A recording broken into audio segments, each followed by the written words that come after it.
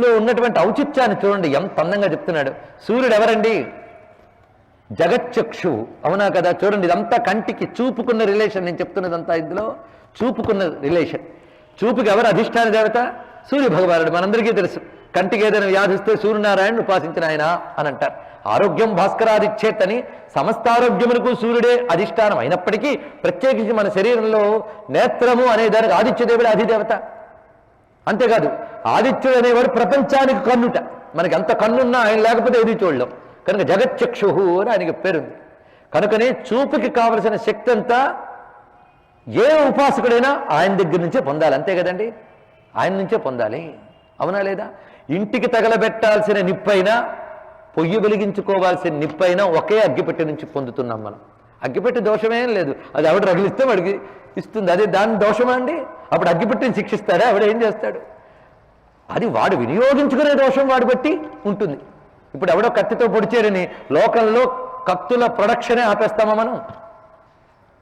ఆ కత్తితో ఆపరేషన్లు చేయాలి, పళ్ళు కోసుకోవాలి, ఇత్యాదులు ఎన్నో ఉన్నాయి మనకి. అలాగే శక్తి ఉంటుంది. తామసికోపాసకులు ఆ శక్తిని దుర్వినియోగం చేసుకుంటారు. రాజసికోపాసకుల వల్ల పెద్ద ప్రమాదం లేదు. సాత్వికోపాసకుల వల్ల ప్రపంచానికి కూడా హితం ఉంటుంది. ఈ మూడు మనం చెప్పుకున్నాం. వీళ్ళు తామసికంగా సూర్యుడిని ఉపాసించారని అర్థం. అంతేగాని సూర్యోపాసన చేశారు అనగానే రాక్షసులందరి చేత సూర్యుడు ఉపాసించబడ్డాడని మళ్ళీ కొంత ప్రశ్న. కనుక జాగ్రత్తగా అర్థం చేసుకోండి. ఎందుకంటే మనకి అరకొర జ్ఞానం చెప్పే వాళ్ళందరూ ఆచార్యులైపోయి మనల్ని చాలా చెడు త్రోవల్లో పెడుతూ తిరుగుతూ ఉంటారు. అందుకు ఎప్పటికప్పుడు నేను ప్రతిదానికి వెంటనే ఏ సందేహాలు పుడతాయో నా బుద్ధికి తోచినట్టు ఊహించి ముందే చెప్తున్నాను. నా ఊహకి మించిపోయే సందేహాలు పుట్టిన వాళ్ళకి నమో నమః. ఇలా పుట్టే అవకాశం ఉందన్న వాటికి నేను ముందే సమాధానం చెప్తున్నాను. సూర్యోపాసన చేసేట వీళ్ళందరూ సూర్యుడిని ఉపాసించి వాళ్ళు ఏం కోరుకున్నారంటే, నువ్వు నీ శక్తిని మా నేత్ర కుక్షిషు, మా కళ్ళల్లో పెట్టు. ఎలా పెడతావంటే, నీ యొక్క ఆ తీవ్రమైన తాపం మేము తలంచుకోగానే మా కళ్ళ నుంచి రావాలి, వచ్చి అవతల వాళ్ళని స్తంభించేయాలి, ఇంకా వాళ్ళని దేనికి పనికి రానివ్వకుండా చేసేయాలి వాళ్ళని. చూడండి, పాపాత్ముడి కంటికి సూర్యుడే అధిదేవత, మన కంటికి సూర్యుడే అధిదేవత. పాపాత్ముడి నోటికి సరస్వతి అధిదేవత, మన నోటికి సరస్వతి అధిదేవత. అప్పుడు పాపం సరస్వతిదా లేదా నోటిదా అంటే శక్తి ఎక్కడుంది? వినియోగించుకునేవాడిది పాపం. అంతే కదా, ఇందాక చెప్పినట్లు అది గుర్తుపెట్టుకోండి. అగ్గిపుల్ల ఆ పోలికను మాత్రం గుర్తుపెట్టుకోండి. వీళ్ళు ఏం చేశారంటే ఆ శక్తినే ఉపాసన ద్వారా పెంచుకున్నారు. వాళ్ళు పెంచుకుని ఆ సూర్యుడిని కోరుకున్నది ఏంటంటే, మా కళ్ళ నుంచి చూపు ఎవరి మీద పడుతుందో వాడికి దిక్కుతోచని పరిస్థితి ఏర్పడాలి, వాడు స్తంభించబడిపోవాలి, వాడి శక్తి అంతా నశించిపోవాలి. గొప్పవరం కోరుకున్నారు. ఇలా కోరుకున్నారు. అందుకు వాళ్ళు దృష్టి శక్తులకి ద్వారా ప్రజల్ని బాధించే శక్తులు వాళ్ళు. అంటే దిష్టి దోషాలు అనబడేవి 7 కేటగిరీస్లో ఉంటాయి. ఆ 7 కేటగిరీసే 7 సేనాపతులు. అంత గొప్పగా చెప్తున్నారు చూడండి. ఇక్కడ వాళ్ళ పేర్లకి ఇప్పుడు ఆ దిష్టి దోషాలకి చూద్దాం. వలాహక. వలాహకం అంటే మబ్బు అండి. కొందరు కళ్ళు మబ్బు కళ్ళు, ఎప్పుడు మబ్బు కళ్ళల్లో ఉంటాయి. దాంట్లో ఒక దోషం ఉంది, అవునా లేదా? అలాంటి చూపు పడిన ప్రమాదం. సూచి ముఖం. సూచి అంటే సూది.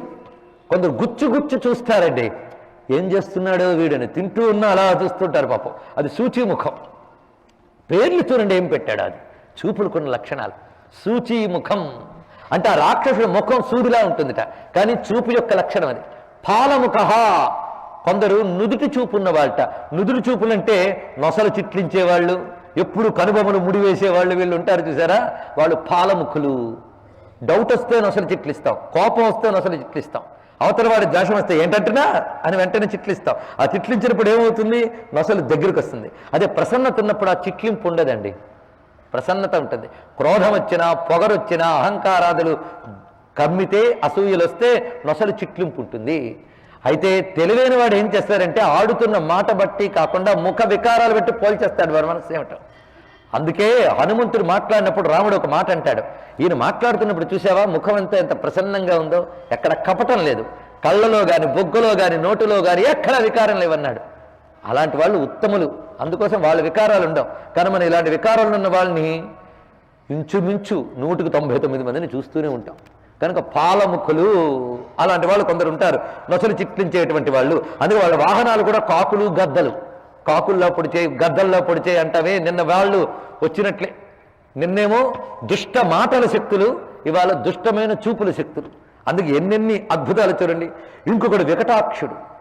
వికటం, వికటం అంటే వికృతం. ఇంకోటి వికటాననుడు. ఎందుకు ఇలా చెప్పారు? ఇద్దరికి ఒకటే పెట్టి వచ్చు కదా అంటే వాడికి చూపులో వికృతి ఉంది, వీడికి మొహమంతా వికారమే అనమాట. వికటానన, వాడి పెదాలు వికృతమే. కొందరు వంక నవ్వు నవ్వుతారు, కొందరు ఆ నవ్వులో ఎగతాళి, పెదవులు చిట్లించడాలు కూడా కనిపిస్తాయి నొసలతో పాటు. అందుకే టోటల్ ముఖమ ఎక్స్ప్రెషన్కి తీసుకుని వికటాననుడు. ఇంకా కరటకుడు అనేది ఇక్కడ చపలత్వానికి సంకేతంగా చెప్తున్నారు వీలాగా. ఇంకా కరాళాక్షుడు ప్రేతవాహనుడు, ఆ తర్వాత భేతాళ వాహనులు అంటే దీని అర్థం ఏంటంటే చేతబడులు మొదలైనటువంటి వాళ్ళు ఉన్నారే అలాంటి వాళ్లతో ప్రమాదాలు. వాళ్ళు క్షుద్రశక్తుల్ని పెట్టుకుని చూస్తూ వాళ్ళ చూపుతో కొందరు మసి చేసేయగలరు. అయితే మనం మన మానాన్ని వెళ్ళిపోతూ ఉన్నా మనకు తెలియకుండా ఇందులో ఎవరైనా ఉండొచ్చు. అంతేగాని ఎవరు ఇక్కడి నుంచి రేపటి నుంచి ఎవడు చూస్తున్నా వీడు సూచిముఖుడా వీడు పాలముఖుడా అని మనం వెతుక్కోమని కాదు, మనకు లేకుండా ఉండడానికి చూసుకుందాం. ఎవరికి ఏ ముఖం ఉన్నప్పటికీ మన పెద్దవాళ్ళు చెప్పింది చూపుకున్న శక్తి అది. అందుకు మనం ఏం చేయాలంటే దృష్టి దోషాల నుంచి బయటపడాలండి. ఈ దృష్టి దోషం ఎలాంటిదంటే వీళ్ళు ఎదురుగా రాగానే మొత్తం శక్తిసేనలన్నీ కూడా అంత ఉత్సాహంగా వచ్చాయి కదా, ఆ రావడం ఒక్కొక్కరు కూడా వస్తూనే అక్కడ ఉన్నటువంటి రాక్షసులందరినీ కొడుతున్నారు. కానీ వీళ్ళొక చూపులు చూసేటండి వాళ్ళ వైపు, వెంటనే అన్ని వేల శక్తిసేనలు కూడా చేతులు ఎత్తినట్టు స్తంభించిపోయేట. కొందరు కదలలేకపోతున్నారు, కొందరు ఏదో అవస్థపడి శూలం ఎత్తినప్పటికీ ఎత్తిన శూలం ఎత్తినట్టే ఉండిపోయింది, బాణాలు పనిచేయట్లేదు. కొందరికి ఒళ్ళంతా ఏవో ప్రాకుతున్నట్టు అనిపిస్తున్నాయి. ఇలా ఒక్కొక్కరికి ఒక్కొక్క లక్షణాలు ఇస్తున్నాయి. ఇలాంటి దురవస్థల్లో వాళ్ళు ఉన్నారు. ఈ సమయంలో ఏం చేయాలి? ఇంకా వాళ్ళు కదలలేక ఆ స్థితిలో ఉండగా హాహాకారం వితన్మానా, అమ్మా లలితేశ్వరి రక్షించన్నట్ట. వాళ్ళు ఏదైనా మొరబెడితే ఒక్కటే శ్రీమాత్రే నమః. మనకి అంతేనండి, మనం ఏం బాధపడక్కర్లే, అమ్మా లలితమ్మా నువ్వే రక్ష అని ఎత్తితే ఎవరిని పంపాలో ఆ తల్లికి తెలుసు. ఎందుకంటే ఎంతమంది శక్తులున్నా మనం వెళ్ళి వాళ్ళని పిలిస్తే వాళ్ళు రారు, అమ్మ అనుమతి లేనిది వాళ్ళు కదలరు. అందుకే లలితాంబకి ఎప్పుడైతే వీళ్ళు నమస్కరించారో ఆవిడ ఆ డ్యూటీ ఒకటి అప్పచెప్పారు. ఎవరికి? ఇప్పుడు మనకు అసలైన వీళ్ళలోకి వెళుతున్నాం. శ్యామల, వారాహి ఇంతవరకు వాళ్ళు ఎంట్రీ రాలేదు. సంపత్కరి వీళ్ళందరూ బయట నుంచి వచ్చారు. ఇప్పుడు వారాహిదేవి తన దగ్గర ఉన్నటువంటి ఒక ప్రత్యంగ దేవతను పిలిచిందిట. నకులీదేవి లలితాదేవి దవడలోంచి వచ్చి శ్యామలాదేవికి అంగదేవతగా అయింది. కానీ ఇప్పుడు రాబోతున్న ఆవిడ వారాహిదేవికి అప్పటికే అంగదేవతగా ఉంది ఆవిడ. అందుకు అత దేవ్యాజ్ఞయా, మళ్ళీ ఆ మాట వేశారు ఇక్కడ. లలితాదేవి ఆజ్ఞ చేత దండనాథ ప్రత్యంగరక్షిణి, దండనాథ తన దగ్గర ఉన్నటువంటి ప్రత్యంగరక్షిణి అనే శక్తి, ఆవిడ పేరు ఏమిటంటే తిరస్కరిణికాదేవి. ఈ తల్లి పేరు గుర్తుపెట్టుకోండి, తిరస్కరిణి. ఈ తల్లి పేరు తలంచుకుని శ్రీమాత్రే నమః తిరస్కరిణ్యై నమః అను భస్మధారణ చేసుకున్న స్మరించుకున్న చాలా దృష్టి దోషాలు పోగొట్టగలిగే శక్తి తిరస్కరిణి దేవికి ఉంది. తిరస్కరిణికాదేవి సముత్థస్థౌరణాజిరే, ఆవిడ బయలుదేరిందిటండి. ఇక్కడ ఆ తల్లి మూర్తిని వర్ణిస్తున్నారు. ఎందుకంటే మనం ఒక దేవతను తలంచుకోగానే మూర్తిగాని స్ఫురిస్తే తొందరగా ఫలితం ఉంటుంది. అది ఇందులో ఉన్న ఆంతర్యం. అందుకే మంత్రముతో పాటు మంత్రాది దేవత ఎవరు, తత్స్వరూపం ఏమిటి మనకు తెలియాలి. అయితే మనం చూడలేము ఆ రూపాన్ని. అందుకే పెద్దవాళ్ళు ప్రతి మంత్రానికి ధ్యాన శ్లోకం పెడతారు. ధ్యాన శ్లోకం ఉద్దేశం ఏంటంటే ఆ మంత్ర అధిదేవత ఎలా ఉంటుందో చెప్తారు. అయితే మనం జపం చేస్తున్న కొద్దీ మన చుట్టూ ఉన్న కాంతి మండలంలో మంత్రాధిదేవత కూర్చుంటుంది. అందుకే జపం చేస్తూ మధ్యలో మాట్లాడరాదు, ఇటు చూడరాదు, అటు చూడరాదు. మధ్య మధ్యలో కొంతమంది జపం చేస్తే అది అటు పెట్టు, ఇది పెట్టు, కాఫీ వచ్చిందా, టీ వచ్చిందా అంటూ ఉంటారు. అది ఎలాంటిదంటే మన ఇంటికి ఎవరైనా పెద్ద ఆయన వచ్చినప్పుడు ఆయనకు కావాల్సినవి చూస్తూ ఉండాలి. కానీ మధ్యలో మనం వేరే ఉన్నట్టయితే ఆ పెద్ద ఆయన అవమానించినట్లే కదా. అలాగే మంత్రం జపిస్తున్నంతసేపు ఆ దేవత అక్కడ ఉంటుంది. అది నీకు కనబడకపోవచ్చు. క్షుద్రదేవతలు కనిపించినంత తొందరగా గొప్ప దేవతలు కనబడరు. కనబడకపోయినా వాళ్ళకి మనం కనబడతాం, వాళ్ళు మనల్ని రక్షిస్తారు. ఈ మాట నేను పదే పదే చెప్తున్నాను, గుర్తుపెట్టుకోండి. మంత్రం జపిస్తున్నామంటే ధైర్యంగా ఉండాలి అమ్ముందని. అందుకు ఇక్కడ ఆ తిరస్కరిణికాదేవి ఎలా ఉంటుందో చెప్తున్నారు. ఆవిడ ఒక అద్భుతమైన రథాన్ని ఎక్కొచ్చేట. దాని పేరు తమోలిప్తాహ్వయం నామ రథం. తమోలిప్తము అనబడేటువంటి గొప్ప రథం అది. ఈవిడ ఎలా ఉన్నది అంటే తమాల శ్యామలాకార, కడిమి చెట్లు వలె నీలకాంతితో ఉన్నది. శ్యామ కంచుకధారిణి, ఒక కవచం వేసుకుంది, నల్లని కవచం వేసుకుంది. అంతా నలుపే ఈవిడ. ఎందుకంటే వాడు క్షుద్రమైన లైట్ ఎనర్జీతో పడుస్తున్నాడు. మనకి ఎండ పడుతూ ఉంటే నల్లని తెరలు వేసినట్లుగా నలుపు రావాలి. ఆ వెలుగునంతటిని అంటే చెడు చేసే వెలుగు, ఆ వెలుగును తొయ్యగలిగేటువంటి చీకటి, దానిని ఆవరింపజేయగలిగేటువంటి చీకటి రావాలి. అంటే ఇక్కడ చీకటిలో కూడా పాజిటివ్నెస్ ఉంది, మీరు గుర్తుపెట్టుకోండి. మనం అనుకుంటాం వెలుగును మంచికి సంకేతంగా, చీకటిని చెడుకు సంకేతంగా. కానీ చీకటికి ఉన్న పాజిటివ్నెస్ చీకటికి ఉంది. లేకపోతే భగవంతుడి సృష్టిలో చీకటి పెడతాడా? రోజంతా సూర్యుడు ఉంటాడంటే మనం ఒప్పుకుంటామండి? రాత్రి చీకటి రావాల్సిందే. ఆఖరికి నిద్ర పట్టకపోతే ఇంట్లో వెలుగుతున్న లైట్ కూడా తీసి పడుకుంటాం. చీకటి కావాలి. వెలుగు చీకటి రెండూ మనకు కావలసినవే. అయితే వెలుగులో అన్నీ తెలుస్తాయండి అని, వెలుగు కూడా కొన్నిటి తెలియనివ్వదు. బాగా గుర్తుపెట్టుకోండి. చీకటి కొన్నిటి తెలియనివ్వకపోతే వెలుగు మరికొన్నిటిని తెలియనివ్వదు. ఉదయాన్నే సూర్యుడు వస్తే అంతవరకు ఆకాశంలో నక్షత్రాలు కనబడవు, అవునా లేదా? మరి సూర్యుడు అన్నిటినీ చూపిస్తాడన్నప్పుడు మన నక్షత్రాలు ఎందుకు కనబడలేదు? ఉన్న నక్షత్రాన్ని కనబడినివ్వకుండా చేసిందా లేదా వెలుగు? మరి అదే నక్షత్రాన్ని చీకటి కనబడేలా చేస్తాం, చూసారా? అందుకు ఏది సత్యాన్ని చెప్తుంది, వెలుగా చీకట అంటే అది మనం చెప్పలేం. వెలుగు చీకటలకు కూడా అతీతమైన ఒక మహాజ్యోతి ఉంది, ఆ చైతన్యమే జగదంబిక. అది తెలుసుకోండి. ఆవిడ అవసరమైతే వెలుగునే సృష్టించగలదు, అవసరమైతే చీకటిని సృష్టించగలదు. అందుకు ఇప్పుడు ఏం చేసిందంటే ఆ తల్లి ఈ తిరస్కరిని ఆ విధంగా పంపించింది. శ్యామకంచుకధారిణి, నల్లని కవచం వేసుకుని, శ్యామఛాయేతమో లిప్తే శ్యామయుగ్గ తురంగమే. ఆ రథానికి ఉన్న గుర్రాలు కూడా నల్లగా ఉన్నాయటండి, రథం కూడా నల్లగా ఉంది. ఇంకా ఆవిడ ధనుస్సు పేరు మోహనము అనబడేటువంటి ధనుస్సుట. మోహనాభిక్షం ధనురాదాయ సస్వనం సింహనాదం వినద్యేషు. ఆవిడ వస్తూనే సింహనాదం చేసిందిట. విజయానికి సంకేతంగా సింహనాదం చేసి తిరస్కరణ్యంబా దండనాథానిదేశిత. అలా వచ్చినది మోహం అనేటువంటి దివ్యమైన ధనుస్సుని పట్టుకుని అంధ అనబడే అస్త్రాన్ని వేసిందిట. అంధాస్త్రము అనే దాన్ని వెంటనే వేసింది. ఇది వెయ్యగానే ఈ అస్త్రం 7 రకాలైన ఆయుధాన్ని సృష్టించిందిట. ఎందుకంటే ఎదురుగా టార్గెట్ 7గా ఉంది కనుక ఈ ఒక్క అంధాస్త్రం 7 పార్ట్లుగా మారి ఆ 7 కళ్ళల్లోకి చొచ్చుకుపోయిందిటండి. 7 కళ్ళల్లోకి చొచ్చుకుపోతే వాళ్ళు ఏ కళ్ళల్లోంచి భయంకరమైనటువంటి వెలుగుని వేడుగుని ప్రసరిస్తున్నారో ఆ కళ్ళల్లోకి చీకటి వెళ్ళి కూరుకుపోయి గుడ్డైపోయే నేత్రాలు. మరి వాళ్ళ నుంచి ఈ దృష్టికి సంబంధించినటువంటి తీవ్రత పోయింది. వాళ్ళకు కళ్ళు కనబడట్లేదు. ఇప్పుడు వాళ్ళకే కాదు, వాళ్ళ నమ్ముకొచ్చిన శాలలందరూ కూడా అంధీభూతులైపోయారు. ఆ విధంగా తిరస్కరణ చేసి తిరస్కరికాదేవి మగ్రే కృత్వా మహాబలం సదుపాయ ప్రసంగేన భంసమృష్టారణం యదుహు. ఇప్పుడు శక్తిశాలన్నిటికీ ఎప్పుడైతే వీళ్ళ కళ్ళు చీకట్లయిపోయాయో వీళ్ళ కదలకులు వచ్చాయి. స్తంభనం పోయింది వీళ్ళకి. ఎవరికి? శక్తిశాలకి. వెంటనే వాళ్ళ చేతులు కాళ్ళు కదిలే. ఎందుకంటే వాళ్ళ చూపులు చీకట్లోకి పోయాయి గనక. అప్పుడు వాళ్ళందరూ తిరస్కరణ దేవి దగ్గరికి వచ్చి నమస్కారం చేస్తున్నారు. శక్తిసేనలు సాధు సాధు మహాభాగే తిరస్కరిణి కాంబికే. మహాభాగే, ఓ మహానుభావురాలా, తిరస్కరిణిక అనే పేరున్న మా అమ్మ అన్నట్టండి. అన్నీ అమ్మే, అంబికే. స్థానే కృత తిరస్కారో దుషామేషాం దురాత్మనాం. ఆ దురాత్మల దృష్టిని తిరస్కరింపజేసేవమ్మా. నువ్వు ఎవరు అంటే ఇక్కడ మనకు చెప్తున్నాడు ఈ దేవత యొక్క స్వరూపాన్ని. త్వం హి దుర్జన నేత్రాణం తిరస్కార మహౌషధి. దుర్జనుల కళ్ళని తిరస్కరింపజేసేదానివి నువ్వమ్మా. అది ఇక్కడ తిరస్కారము అంటే వెనక్కి పంపించుట, తీసి పారవేయుట అని మనం అంటాం. దుష్టుల యొక్క పరాక్రమం ఎలాంటిదైనా సరే ఈ తిరస్కరణ తొలగించగలుగుతుందిట. అందుకే మహామాయే తిరస్కరిణి అని అమ్మవారిని కీర్తిస్తూ మంత్రం మనకి శ్రీ విద్యలో చెప్పబడుతూ ఉంటుంది. చాలా విశేషమైన మంత్రం. ఆ మహామాయా స్వరూపుడి అయిన ఈ తిరస్కరిణి ఈ విధంగా ఉండగా, అమ్మా నిన్ను మేము దగ్గర పెట్టుకుని యుద్ధం చేస్తామమ్మా అన్నట్టు. ఎందుకంటే మళ్ళీ నువ్వు పక్కకి వెళ్తే వీడెక్కడ మళ్ళీ చూపులు వేసేస్తాడు. అందుకు నువ్వు దగ్గరుండమ్మా, మేము యుద్ధం చేస్తాం నిన్ను దగ్గర పెట్టుకుని అని చెప్పగా సరే అన్నదమ్మ. ఈ తల్లి యొక్క సహాయంతో మొత్తం అక్కడున్న అసురసేనలన్నీ సంహరింపబడుతున్నాయి.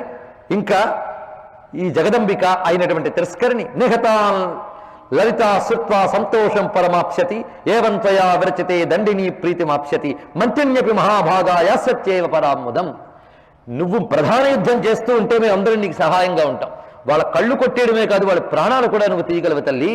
నువ్వు అలా చేస్తే మా వారాహ్యదేవి సంతోషిస్తుంది, మా శ్యామలాదేవి సంతోషిస్తుంది, తల్లులకు తల్లి రాణులకు రాణి మహారాణి శ్రీమాత లలితాంబిక సంతోషిస్తుంది అని అన్నారట శక్తిసేనలు. అప్పుడు సరేనని సిద్ధపడి ఈ తల్లి ఆకృష్య కేశే శ్వశనా చకారాంతర్ధి దేవత తస్య వాహన వృద్ధస్య లౌనానాపత్రిణాశిర. ముందుగా ఆవిడ వలాహకుడి దగ్గరికి వెళ్ళి అతడి యొక్క వాహనాన్ని అతన్ని కూడా ఖడ్గంతో సంహరించింది. అటుపై సూచీముఖుడు వద్దకు వెళ్ళి పట్టసము అనబడే ఆయుధంతో సూచీముఖుడిని సంహరించింది.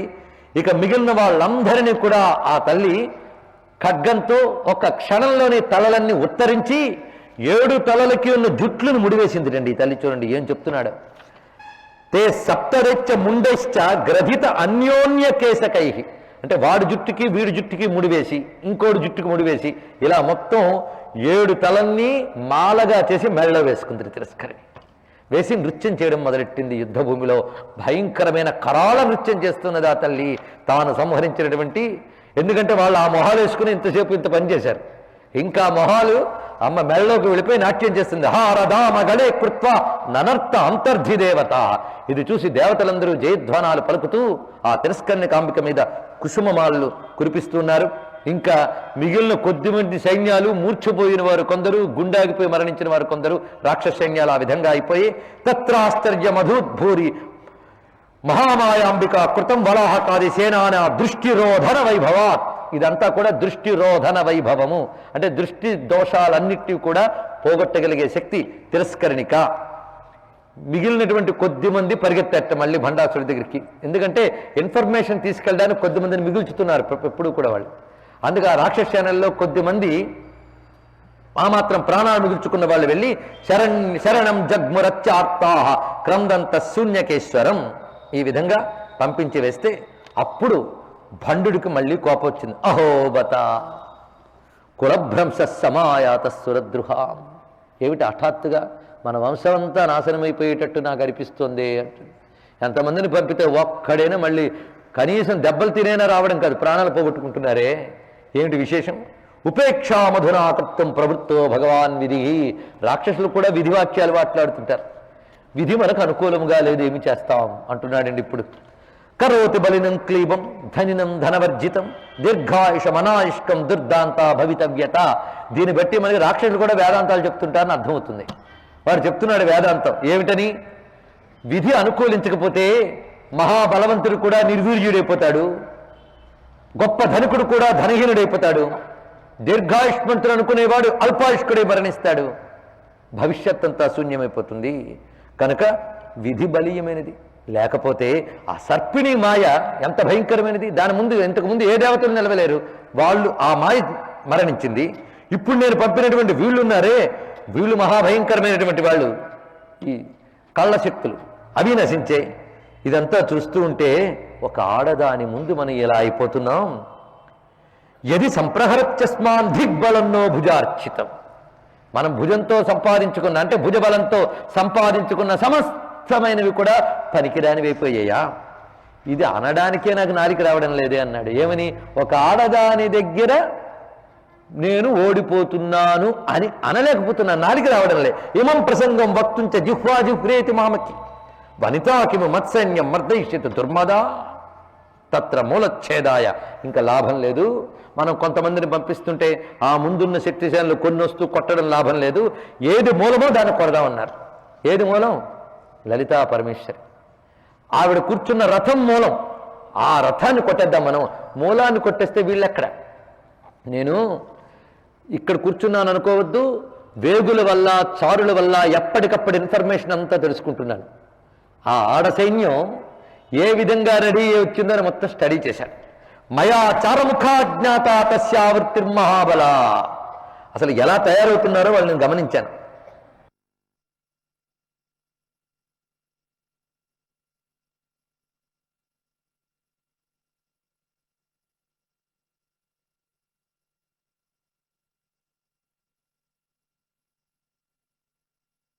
వెనక నుంచి వెళ్ళాలి.